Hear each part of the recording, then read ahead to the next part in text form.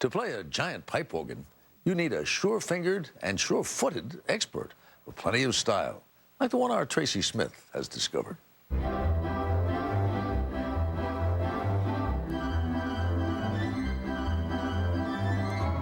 It's not just church music.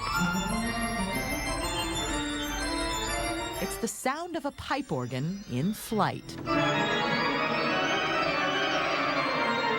29-year-old Cameron Carpenter is more than an organist.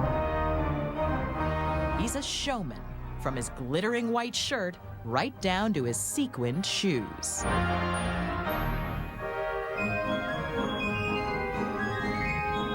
He's the first solo organist in history to be nominated for a Grammy, and he's out to destroy whatever notions you may have about what an organ can do. You've been called the bad boy of the pipe organ.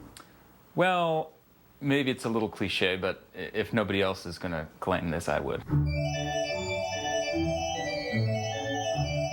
His technique, honed during 6 years at Juilliard, is flawless.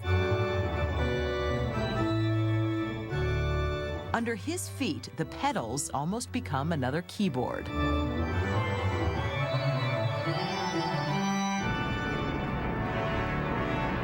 The show that I put on is always intended to be the most stimulating thing that can possibly transpire between one person and an organ.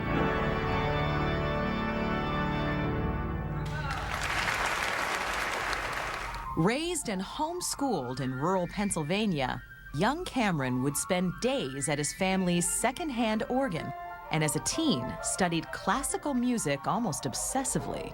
It was a great outlet for a lot of things that I was going through that I really didn't know how to parse.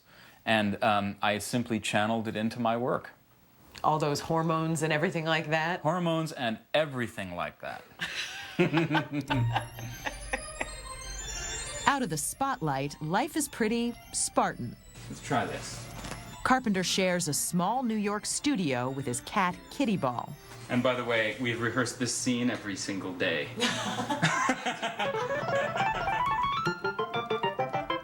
And he's never far from a keyboard. Carpenter says that the physical demands of touring and playing, at least the way he plays, are so great that he actually has trouble keeping weight on. I find that I need about 5,000 calories a day. And so I drink a gallon of whole milk every single day. A gallon of milk a day. I know it sounds completely crazy, but it's actually a really good way of building muscle mass. I'll line these up and start in the morning with one for breakfast, one for lunch, one for dinner, and then, you know, one to take around town. You're so wholesome, Cameron. Not really. No. He designs his own stage outfits and decorates them personally with Swarovski crystals. But what might be Carpenter's greatest creation is coming soon. A pipe-free electronic touring organ that he can play anywhere, instead of at church or wherever a pipe organ happens to be. What I'm just dying to bring about is the sort of evolution from the pipe technology to the more perfect, no moving parts world of virtual. I think you're speaking sacrilege saying that here. Oh, but this is, for me, nothing new. How are you? Before each performance, Carpenter is out front. Hi, Cameron. Nice to see you. Trying to shake every hand in the house. Thanks for coming. Hi, how are you? Then, after a few push-ups to get the blood to his arms flowing, he's ready. Thank you for being here. Thank you for listening. And thank you for putting up with CBS Sunday Morning.